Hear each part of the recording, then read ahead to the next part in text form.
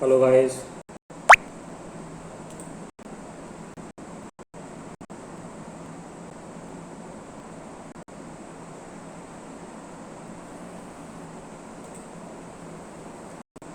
Last video में हमने linguistic characteristics पढ़ी थी ट्राइबल पॉपुलेशन की, और अभी हम बात करते हैं socio economic characteristics of the tribal population. उनकी सोशल लाइफ कैसी है, इकोनॉमिक लाइफ है ट्राइबल पॉपुलेशन की, वो हम डिस्कस करेंगे। ओके, तो अब सोशियो इकोनॉमिक में की क्या उनकी यूनिक फीचर्स हैं। तो सबसे पहले उनकी एक अलग से उनकी ज़मीन होती है जहाँ पे वो रह रहे हैं। उनकी एक डेफिनेट टोपोग्राफी होती है जहाँ पे वो रहते हैं, और जहाँ वो रहते हैं उनकी एक फिक्स टोपोग्राफी होती है। उसके साथ साथ उनके आपस में सेंस ऑफ यूनिटी, मीन्स वो यूनाइटेड वे में रहते हैं। ओके, तो ट्रू ट्राइबल लाइफ के लिए ये सेंस ऑफ यूनिटी, आपस में एकता, ये बहुत ही आवश्यक है। उसके बाद एंडोगेमस ग्रुप है।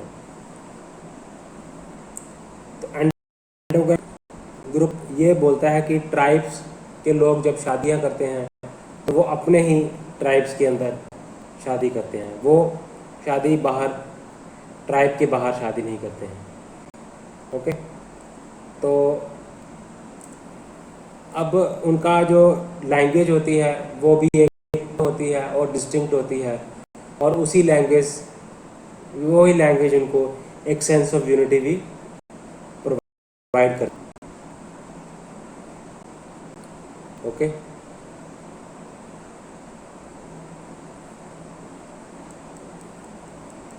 एक डेफिनेट टॉपिक वो रहते हैं। तो अब रिलेशनशिप उनमें होता है किस तरह का, ब्लड रिलेशनशिप उनमें होता है। तो ब्लड रिलेशनशिप जो मेंबर्स होते हैं ट्राइब में उनमें एग्जिस्ट करता है, और ये एक बॉन्ड का काम भी करता है। ठीक है, और उनका एक पॉलिटिकल ऑर्गेनाइजेशन, एक पॉलिटिकल आइडियोलॉजी उनकी होती है, पॉलिटिकल सिस्टम उनका एक यूनिक होता है। वहाँ पे आपको हेड दिखेगा, ट्राइब का हेड होगा जिनको हम बोलते हैं ट्राइबल चीफ होगा, या फिर उनके ट्राइब्स का हेड होगा, बिग मैन है होता है जिसको हम बिग मैन बोलते हैं या ट्राइबल चीफ बोलते हैं।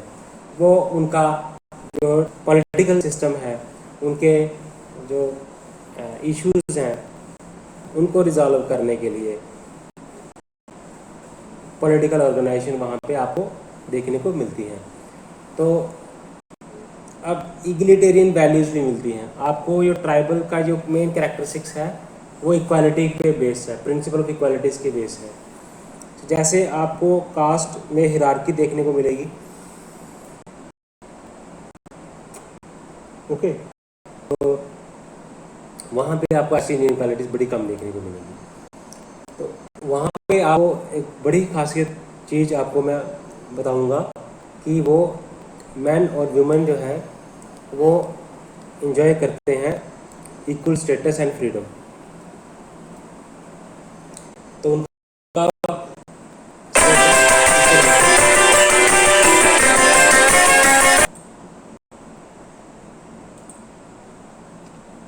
तो वहाँ पे आपको रिलीजन जो वो भी देखने को मिलेगा, बड़ा ही सिंपल रिलीजन। वहाँ पे सिंपल तरीके से लोग रहते हैं।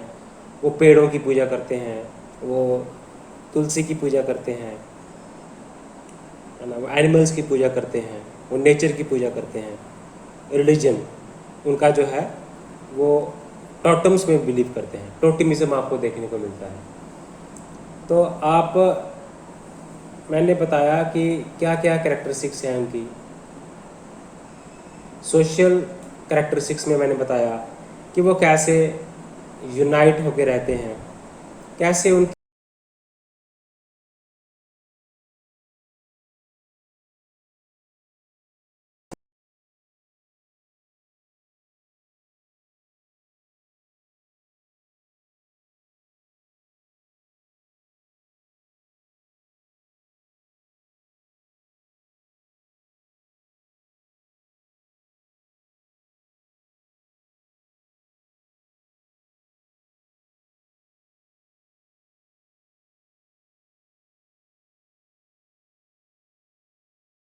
नहीं करेंगे। तो एमन इक्वल स्टेटस एंजॉय करते हैं। तो वहाँ पे आपको प्रिंसिपल ऑफ इक्वालिटी देखने को मिलेगा। वहाँ पे जो ट्राइब का जो हेड होगा, जिसको हम बोलते हैं ट्राइबल चीफ, ठीक है, तो वो एग्जिस्ट करता है ट्राइब में। तो वो अपने ट्राइब्स के इंटरेस्ट के लिए, ठीक है। तो ये सारे हमने सोशल करैक्टरिस्टिक्स पढ़ी। अब इकोनॉमिक करैक्टरिस्टिक्स पढ़ते हैं। तो एलपी विद्यार्थी और बीके रॉय में आप देखोगे इन्होंने काफ़ी काम किया है, चाहे वो ट्राइबल की करैक्टरिस्टिक्स हो, चाहे वो लिंग्विस्टिक करैक्टरिस्टिक्स हो, चाहे डिस्ट्रीब्यूशन हो, चाहे कैटेगराइजेशन हो, क्लासिफिकेशन हो, उसमें आपको एलपी विद्यार्थी और बीके राय की कंट्रीब्यूशन बहुत ज़्यादा देखने को मिलेगी। अब ट्राइबल इकोनॉमी की बात अगर हम करें तो अब ट्राइबल इकोनॉमी कैसे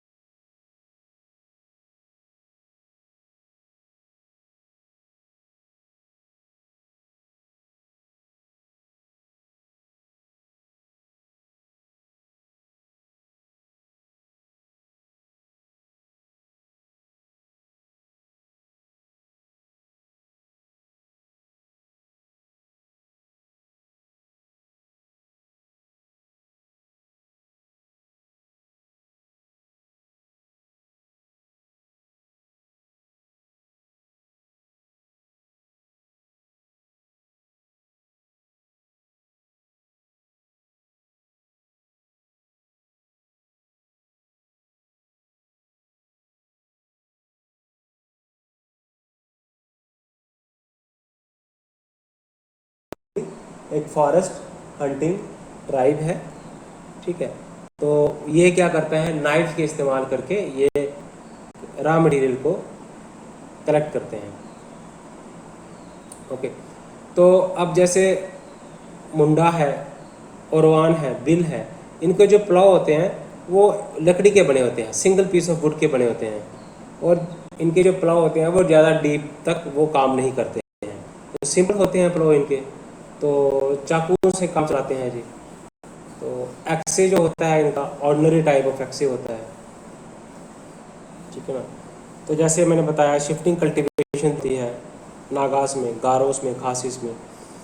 तो नागास हो, नागा ये करते हैं शिफ्टिंग कल्टीवेशन प्रैक्टिस। तो ये ऑर्डिनरी टाइप ऑफ एक्से का इस्तेमाल करते हैं ट्रीज को गिराने के लिए। ये ऑर्डिनरी नाइफ इस्तेमाल करते हैं फॉरेस्ट के रॉ मटेरियल को निकालने के लिए। नाइफ्स एक्से का इस्तेमाल करते हैं, प्लो इनके सिंपल होते हैं। तो इनका एक्सीय प्रॉफिट मोटिव नहीं होता है। तो प्रॉफिट एक्सचेंज तो करते हैं,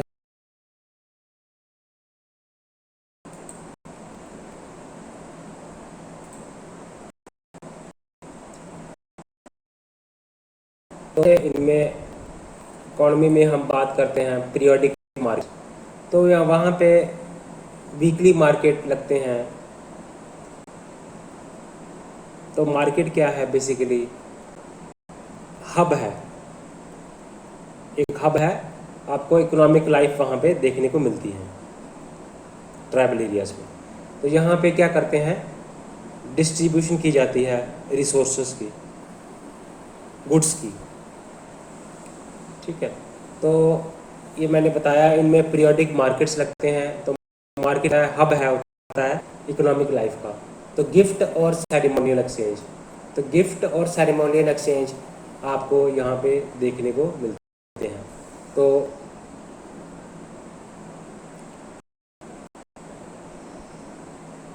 तो एग्रीकल्चरिस्ट ट्राइब्स हैं, औरवान्स हैं, मुंडा है, हो है, खरिया है, ये सेंट्रल इंडिया में रहते हैं, ये मिड इंडिया में ये कहते हैं।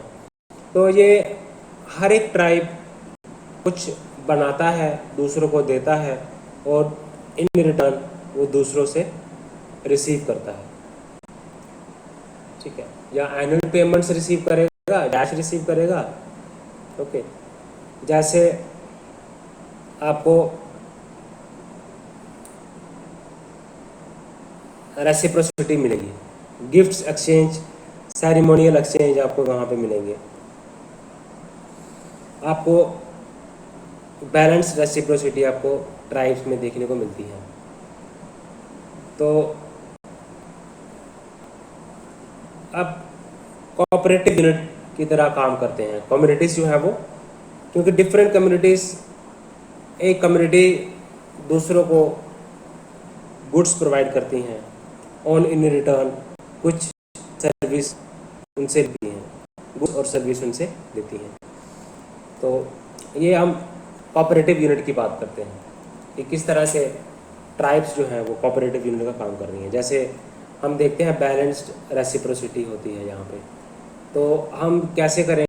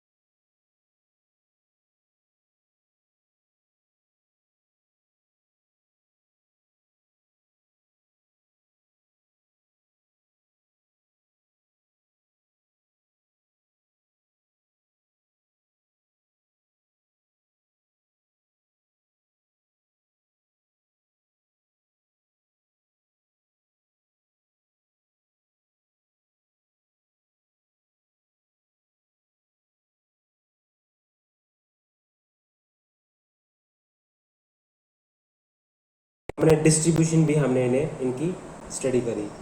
तो किस तरह से ट्राइब्स में सिकल सेल के ट्राइब होते हैं, कौन से शॉर्ट स्ट्रेचर के होते हैं, मीडियम स्ट्रेचर के होते हैं, हार्ड डोलिगोसेफेलिक होता है, मीजोसेफेलिक होता है, ब्राचियोसेफेलिक होता है, नोज मिजोरियन नोज होता है, प्लेटेरियन नोज होता है, लैप्टोरियन नोज होता है। Leptorrhine nose means narrow nose. Mesoprosopic face है, लेप्टोप्रोसोपिक फेस है, यूरिप्रोसोपिक फेस है। तो हमने ट्रेड्स के बारे में पढ़ा, हमने इनमें जीन्स भी अलग अलग पाए जाते हैं। तो बायोजेनेटिक वेरिएबिलिटी हम देखने को मिलती है। तो आप बायोजेनेटिक वेरिएबिलिटी की अगर हम बात करें तो ये आपको चीज़ें आपको वहाँ पे ट्राइब्स में आपको ये चीज़ें देखने को मिलती हैं। ठीक है, तो जैसे पीपल ऑफ इंडिया प्रोजेक्ट के अंदर जो कंडक्ट किया था एंथ्रोपोलॉजिकल सर्वे ऑफ इंडिया ने, पीपल ऑफ इंडिया प्रोजेक्ट था, एंथ्रोपोलॉजिकल सर्वे ऑफ इंडिया ने इसको कंडक्ट कराया था। तो इसमें इन्होंने रिवील की थी कुछ बायोजेनेटिक कैरेक्टरिस्टिक्स, वेरिएबिलिटी जो है वो रिवील की थी। ठीक है, सेंट्रल इंडिया की हो गई, नॉर्थ ईस्ट इंडिया की हो गई, सेंट्रल हिमालयाज़ की हो गई, नॉर्थ वेस्टर्न हिमालयाज़ की हो गई, अंडमान्स की हो गई, लक्षद्वीप की हो गई।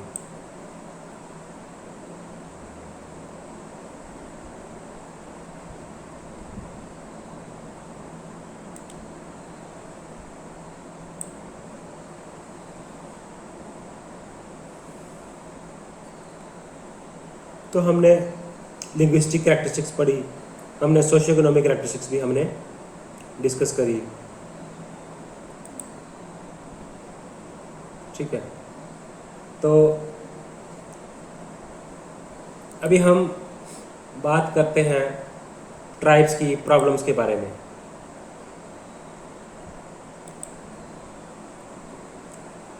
तो ट्राइबल कम्युनिटीज़ की प्रॉब्लम्स क्या क्या हैं, हमने देख लिया कि ट्राइब्स कहाँ कहाँ पे हैं, कौन सी इनकी लैंग्वेजेस हैं, इनकी कैरेक्टरिस्टिक्स क्या हैं, ट्राइबल की डेफिनेशंस हमने पढ़ी, है ना।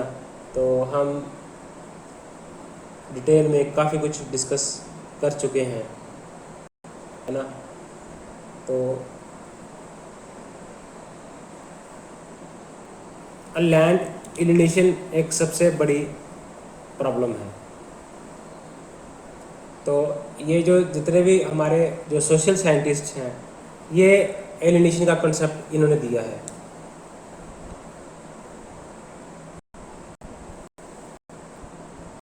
ओके, तो अब ट्राइबल जो कम्युनिटी है, ठीक है, तो ट्राइबल जो कम्युनिटी है वो कम से कम 8.6% है टोटल पॉपुलेशन की। सो ट्राइबल कम्युनिटी जो है रफली कंप्राइज करती हैं 8.6% ऑफ टोटल पॉपुलेशन।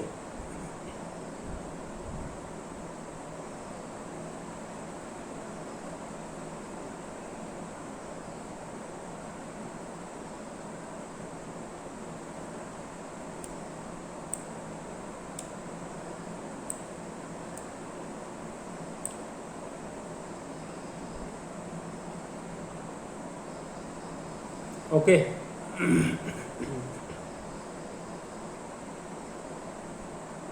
तो खाका रिपोर्ट में ये कहा गया है कि 80% जो ट्राइबल लैंड है वो ट्रांसफ़र हो जाती है नॉन ट्राइबल्स को। ओके, तो 80% लैंड जो है वो ट्राइबल की वो दे दी जाती है, और इनमें से 70% लोग ऐसे हैं तो उनको कंपनसेशन नहीं मिल जाती। तो कहने का मतलब है लैंड एलिनेशन कैसे होती है, जब आप ट्राइबल लैंड को किसी नॉन ट्राइबल ग्रुप्स को आप दे दें और उनको एडिक्वेटली उनको कंपनसेशन ना दी जाए, उसको हम बोलते हैं लैंड एलिनेशन। तो इसके भी फेसेस हैं। तो लैंड एलिनेशन क्या हुआ था, जब मेडिवल रूलर्स जब आए थे इंडिया में, तो उन्होंने क्या किया था, उन्होंने ट्राइबल टेरिटरी को जब अपने साथ मिलाने की कोशिश की थी, उस टाइम पे हुआ था। तो बड़े सारे स्कॉलर्स ने ये पाया है कि किंग्स जो थे, राजा जो थे, वो ज़्यादा रिसोर्सेस लैंड से लेते थे,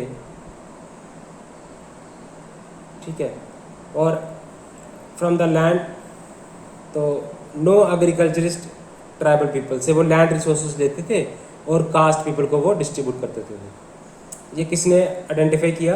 ये दास गुप्ता और सिंह और दास गुप्ता ने ये स्टडी की और उसने ये बताया कि किस तरह से जो है किंग्स जो हैं वो क्या करते हैं, ट्राइबल की पॉपुलेशन वो ले लेते हैं रिसोर्सेस, तो और वो क्या करते हैं, डिस्ट्रीब्यूट कर देते हैं कास्ट पीपल में।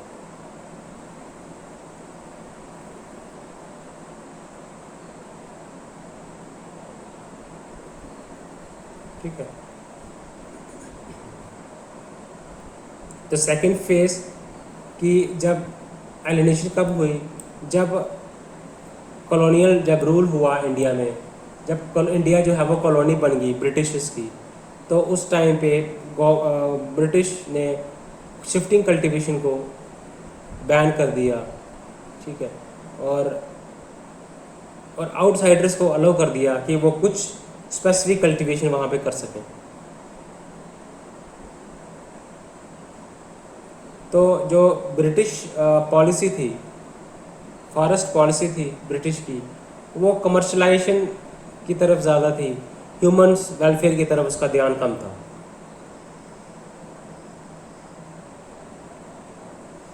तो अब फॉरेस्ट को रिजर्व कर दिया गया, जब ऑथराइज्ड कॉन्ट्रैक्टर्स जो थे उनको अलाउ कर दिया कि आप ऑथराइज्ड है, आप लकड़ी को काट सकते हैं, और जो फॉरेस्ट डिवेलपर्स थे सच में, तो उनको वो आइसोलेशन उनको कर दिया गया। रेलवेज की एक्सपेंशन से फॉरेस्ट की बहुत ज़्यादा डिस्ट्रक्शन हुई थी। तो फर्स्ट फेज़ हुआ था मेडिवल इंडिया में, सेकंड फेज़ हुआ था कॉलोनियल इंडिया में। तो थर्ड फेज़ का लैंड रिलेशन की अगर हम बात करें, तो उसमें हम बात करते हैं कि जब बड़े सारे डैम्स बनाए तो उसकी वजह से भी ये लोग जो है वो डिस्प्लेस कर दिए गए। तो प्रोटेस्ट भी हुआ, इनका वॉइसेस भी हुआ।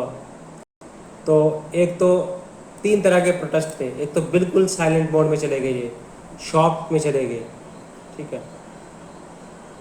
तो ये बिलीव करते थे इक्वालिटी पे, वेलफेयर नेचर पे, तो साइलेंस हो गए।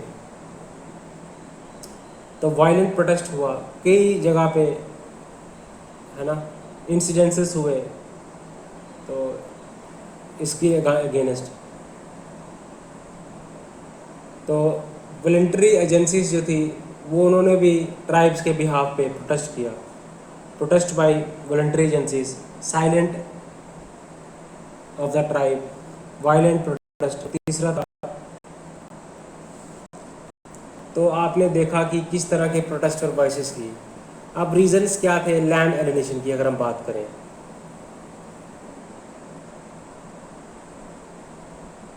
तो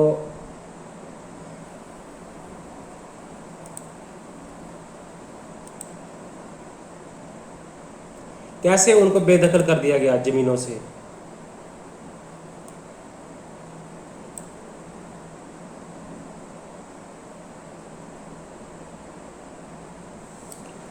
तो क्या हुआ, मैनिपुलेशन करा लैंड रिकॉर्ड्स का। अब पटवारियों ने क्या किया कि जो लैंड रिकॉर्ड्स था उनको पटवारियों ने ब्राइब खा के, ठीक है, तो उसको रिकॉर्ड को मैनिपुलेट कर दिया। तो ट्राइब्स को ये माना ही नहीं कि वो ऑनर्स हैं लैंड के।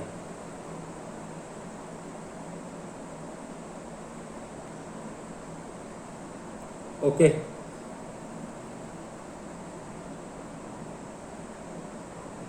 एक नेशनल एल्युमिनियम कॉरपोरेशन, ठीक है। तो क्या हुआ,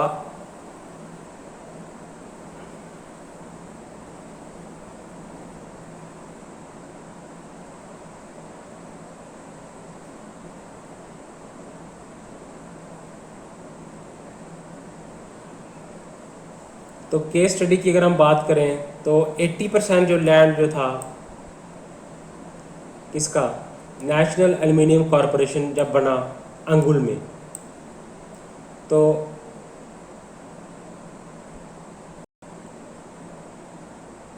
80% जो लैंड था वो प्राइवेट थी।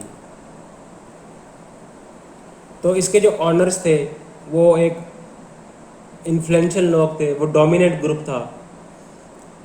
तो उनको 62,000 पर हेक्टेयर में उन्होंने दिया। तो अब जब सेकंड यूनिट बना तो 60% जो लैंड एक्वायर्ड थी कंपनी के सेकंड यूनिट के लिए सेम ईयर में, तो वो ट्राइबल पॉपुलेशन की थी और उनको कंपनसेशन नहीं दिया। तो क्योंकि जो रिसोर्सेस लैंड इस्तेमाल कर रहे थे ट्राइबल, उनको बताया गया ये तो स्टेट्स की प्रॉपर्टी है।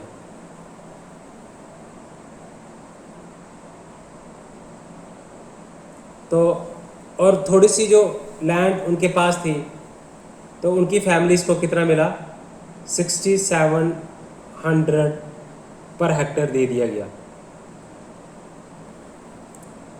तो इनएडुकेट कंपनसेशन थी एक न्यू लाइफ को स्टार्ट करने की।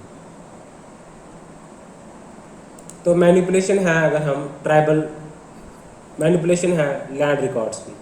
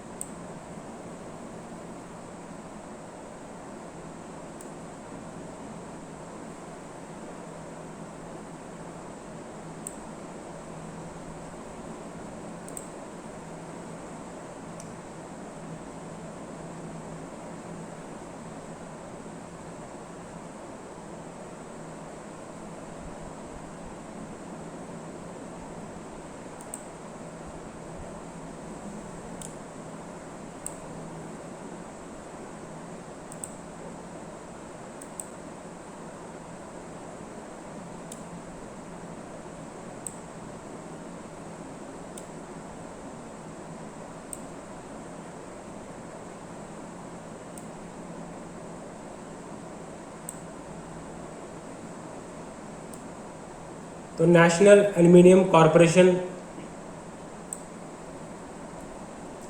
की जो पीके मोहांती की जो स्टडी थी, ठीक है, तो 88% जो लैंड एक्वायर की गई थी नेशनल एल्युमिनियम कॉरपोरेशन द्वारा अडंगुल ए नॉन ट्राइबल डिस्ट्रिक्ट।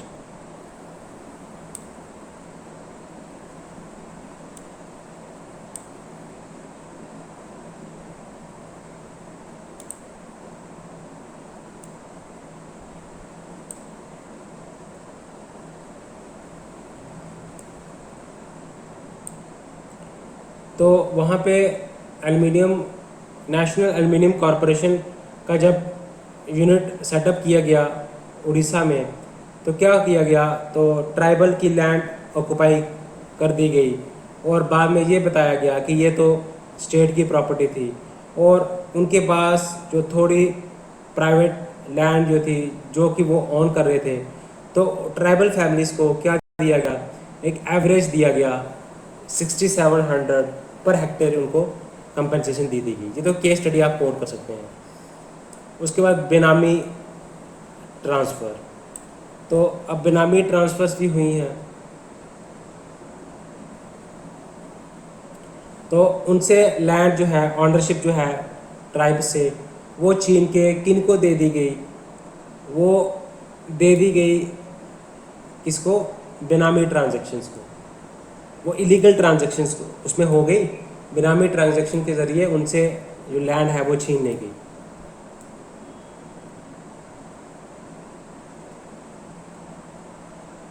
बेनामी ट्रांसफ़र जिसको बोलते हैं, मॉर्टगेजिंग।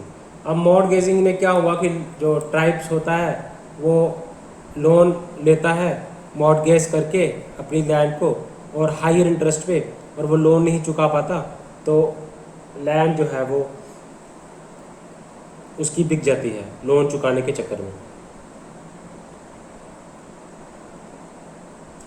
तो लोन को लेने के लिए अपनी लैंड को मॉर्टगेज रखना पड़ता है मनी लेंडर्स को, ठीक है। तो कमल मिश्रा की स्टडी है आंध्र प्रदेश में, उसने एलिनेशन को स्टडी किया ट्राइबल लैंड्स को शेड्यूल्ड एरियाज में। ओके, तो उसने कहा कि कमल मिश्रा ने कहा कि ये प्रोलॉन्ग्ड जो इंडेप्टेडनेस है लंबे समय तक, तो ये भी कारण है लैंड एलिनेशन का। तो मॉर्गेजिंग भी लिख सकते हैं, या फिर हम इसमें इंडेप्टेडनेस भी लिख सकते हैं। तो कमल के मिश्रा ने स्टडी की थी आंध्र प्रदेश में, बेनामी ट्रांसफर्स की स्टडी की थी किसने, ministry, union ministry home affairs ने।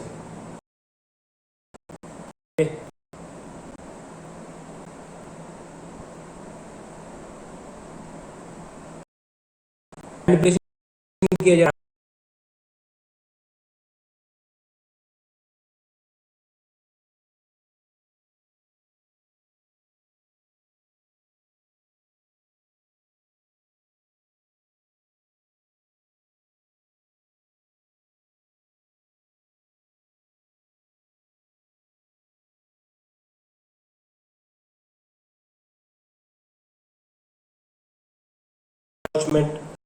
जाती है बाय द नॉन ट्राइबल्स।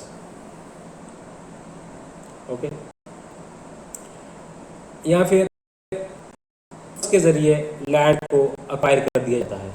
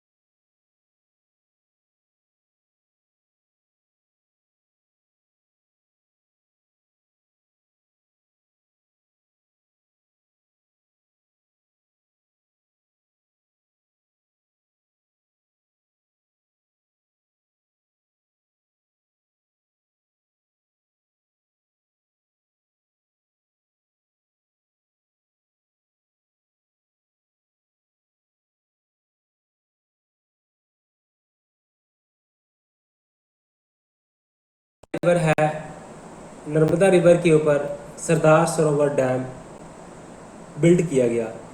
तो बिल्ड करने से क्या हुआ, 2 मिलियन लोग जो थे उनको डिस्प्लेस कर दिया गया। और इसके साथ एक और एग्जाम्पल मैं बताना चाहूँगा, Bharat engineering corporation limited, heavy engineering corporation limited. तो इन्होंने जब लैंड एक्वायर की तो इन्होंने फॉल्स प्रॉमिस किए, आपको जॉब दे देंगे, लेकिन वो जो झूठे प्रॉमिस जो थे वो कभी मटेरियलाइज हो नहीं पाए, और लेकिन लोगों को डिस्प्लेस इन्होंने कर दिया।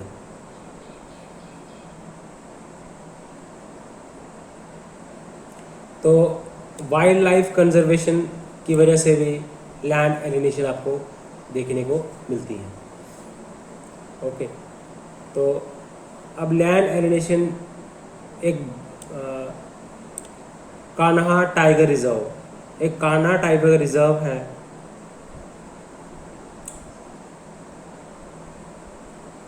तो उनकी वजह से ट्राइब्स को डिस्प्लेस कर दिया जाता है, डैम्स बनाने से ट्राइब्स को डिस्प्लेस कर दिया जाता है, हैवी इंजीनियरिंग कॉरपोरेशन लिमिटेड बनने से लोगों को बेघर कर दिया जाता है, वो कहीं के नहीं रहते। मॉर्गेजिंग जब होती है तो प्रोलॉन्ग्ड इंडेप्टनेस की वजह से भी लैंड एलिनेशन हो जाती है। तो मिनिस्ट्री ऑफ होम अफेयर्स ने स्टडी की, उसने रिपोर्ट में लिखा गया है कि बेनामी ट्रांजैक्शंस हो जाती हैं और ट्राइबल्स को लैंड से की ऑनरशिप से निकाल दिया जाता है, और लैंड रिकॉर्ड्स को मैनिपुलेशन हो जाती है। नेशनल एल्युमिनियम कॉरपोरेशन बना, तो उस टाइम पे पीके मोहांती की स्टडी को कोट करेंगे हम, तो उसमें जो लैंड जो थी वो आदिवासी की थी, लेकिन ये कहा गया कि ये तो स्टेट की लैंड है, तो उनको कंपनसेशन, तो उनके पास थोड़ी सी प्राइवेट प्रॉपर्टी थी, तो वो प्राइवेट प्रॉपर्टी में उनको कितना मिला, बिल्कुल ही सम 1000 दे दिए गए उनको पर हेक्टर के। तो मैनिपुलेशन भी हो जाती है लैंड रिकॉर्ड्स की, इससे भी हो जाती है। बेनामी ट्रांसफर्स हो जाते हैं, इंडेप्टनेस हो जाती है, डेवलपमेंट इंड्यूस्ड है, डेवलपमेंट की वजह से डिस्प्लेसमेंट हो जाती है, वाइल्ड लाइफ कंजर्वेशन की वजह से डिस्प्लेसमेंट हो जाती है, बेनामी ट्रांजैक्शन की वजह से डिस्प्लेसमेंट हो जाती है, एनक्रोचमेंट की वजह से डिस्प्लेसमेंट हो जाती है। तो सोलर पावर प्लांट बनाया गया मल्टीनेशनल फर्म्स के द्वारा, तो कोई 1600 बीघास लैंड फोर्सिबली एक्वायर की गई भिल और गुर्जर फैमिली से मध्य प्रदेश में। तो ये भी एनक्रोचमेंट में से भी क्या होता है कि आप क्या करते हैं, dispossessing the tribals of their land. यहाँ पे प्रॉपर लैंड रिकॉर्ड्स था ही नहीं, वहाँ पे वो लैंड ले लेते हैं ताकि कंपेंसेशन लोगों को कम करनी पड़े, कम देनी पड़े।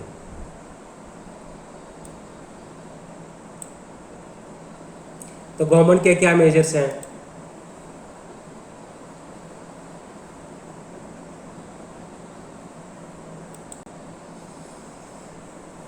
लैंड एलिनेशन को रोकने के लिए?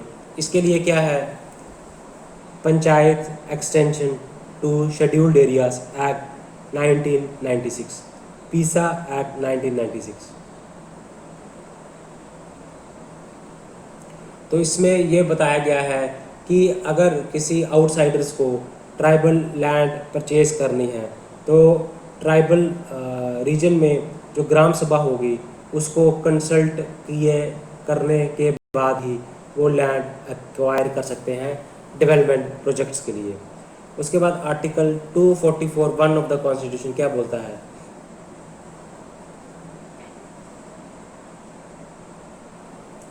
तो गवर्नर जो है वो रेस्ट्रिक्ट कर सकता है transfer of land scheduled areas में, शेड्यूल्ड ट्राइब्स मेंबर्स ऑफ की जो लैंड है, शेड्यूल्ड ट्राइबों की जो लैंड है उनको वो रिस्ट्रिक्शन लगा सकता है उसमें ताकि कोई प्रोहिबिट कोई एक्वायर ना कर सके, है ना।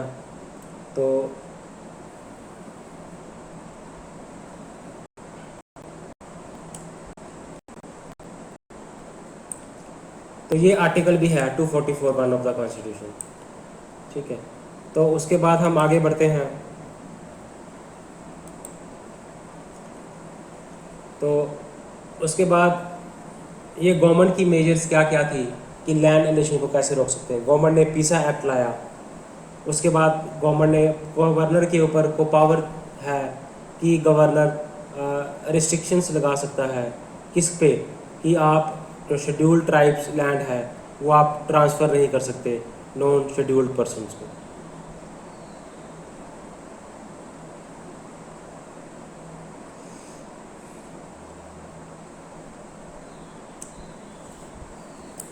तो उसके बाद आता है scheduled tribe and other traditional forest developers act. Traditional forest developers act means forest rights दिए गए। इसमें क्या किया गया कि फॉरेस्ट लैंड में जो रह रहे थे, फॉरेस्ट में डेवलप कर रहे थे एसटी और जो ट्रेडिशनल फॉरेस्ट डेवलपर्स थे, उनको जनरेशन से जो वो रह रहे थे, तो उनको क्या किया गया, उनको वहाँ पे राइट्स दे दिए गए। ओके, तो अब गवर्नमेंट की मेजर्स तो हैं, अब खाका की भी कुछ रिकमेंडेशंस थी। उन्होंने कहा कि हमने लॉज तो बनाए हैं, पीसा एक्ट हमने बनाया है 1996, land compensation forest right act बनाया है 2006, लैंड एक्विजिशन एक्ट बनाया है 2013। तो जहाँ जहाँ पे लूप होल्स हैं उनको प्लगिंग करने की ज़रूरत है।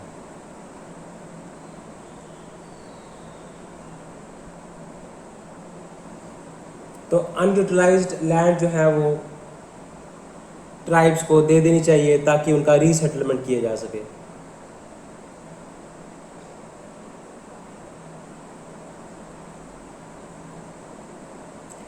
अगर लैंड एक्विजिशन करनी भी है वाइल्ड लाइफ प्रोटेक्शन एरियाज़ के लिए, वो तभी अलो होगी अगर ह्यूमन वाइल्ड लाइफ, आप लैंड तभी एक्वायर करेंगे जब ह्यूमन और वाइल्ड लाइफ का जो को एग्जिस्टेंस है साथ में, अगर वो नहीं रहते हों, जब साथ में उनको रखना पॉसिबल नहीं है, उसी केस में लैंड एक्वायर करनी चाहिए। तो लीगल एड देनी चाहिए ट्राइबल लोगों को।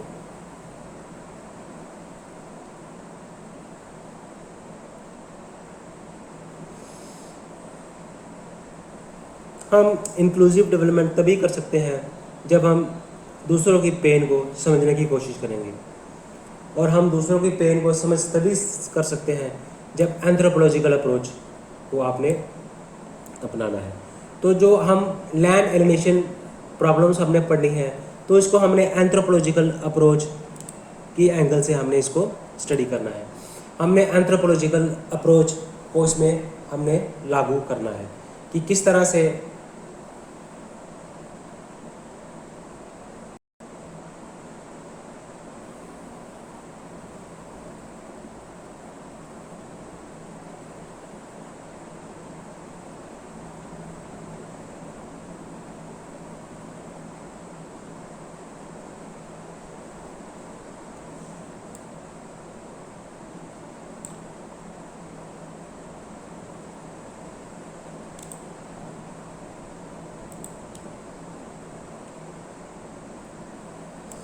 तो पीसा एक्ट है, लैंड एक्विजिशन एक्ट है,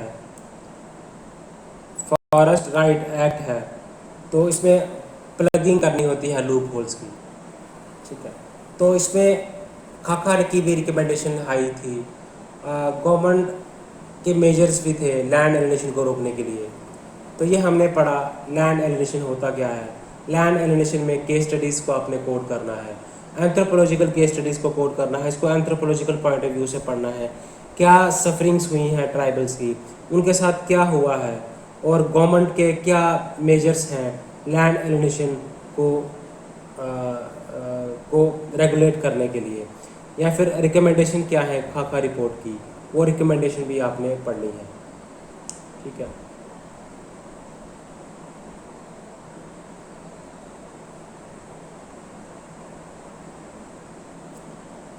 अब हम बात करते हैं पॉवर्टी एंड लैंड एलिशन। बिल्कुल, पॉवर्टी और लैंड एलिशन का तो रिलेशन बनता ही बनता है।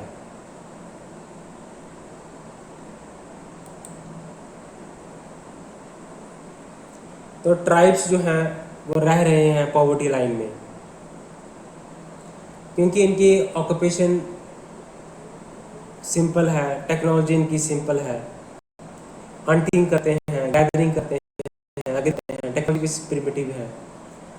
ये हमने ट्राइबल इकोनॉमी को इसमें हम एक्सप्लेन कर सकते हैं। तो डेट लेते हैं, लोन लेते हैं मनी लेंडर से, तो जब लंबे समय तक वो डेट में रहते हैं तो वो लोन को नहीं चुका पाते, तो उनको क्या करना पड़ता है, लास्ट में फिर अपनी लैंड को वो मनी लेंडर्स को दे देते हैं, क्योंकि हैवी इंटरेस्ट देना होता था मनी लेंडर्स को।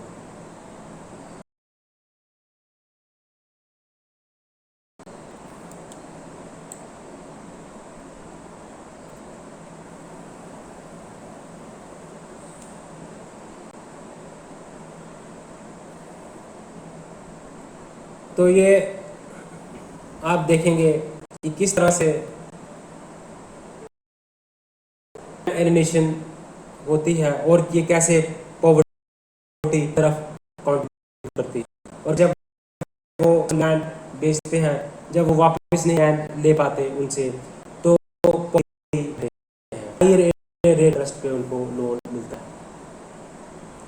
तो पॉवर्टी में है वो, क्योंकि वो डेप्ट में है, डेट में है। जो लोकल मनी लेंडर्स हैं, ज़मींदार हैं, तो उनको रीपे करना है, तो अपनी लैंड को मॉर्गेज करना है, रीपे करना है।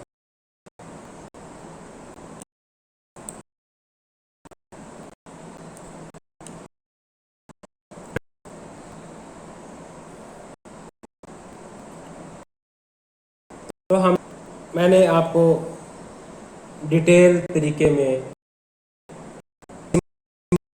सिंपल कोशिश की है, टॉपिक्स को कि में कंसेप्चुअल क्लैरिटी करने की कोशिश की है, एंथ्रोपोलॉजिकल पर्सपेक्टिव को स्टडी कराने की कोशिश की है, लैंड एलिनेशन को डिस्कस किया, हमने जो ट्राइब्स की ज्योग्राफिकल डिस्ट्रीब्यूशंस हैं वो उसको हमने पढ़ा है, सोशल कैरेक्टरिस्टिक्स क्या हैं, इकोनॉमिक कैरेक्टरिस्टिक्स क्या हैं ट्राइब्स की, वो हमने स्टडी की है ना। तो ये हम स्टडी कर रहे हैं, प्रॉब्लम्स हमको हम स्टडी कर रहे हैं। ठीक है। तो इन चीज़ों को आपने अपनी लैंग्वेज में स्पीक करना है, आप में लिखने की कोशिश कर। Case studies, contemporary case studies, ढेरों सारी केस स्टडीज हो जाएगी, तो वो केस स्टडीज को आप सेपरेट नोटबुक कर लीजिए।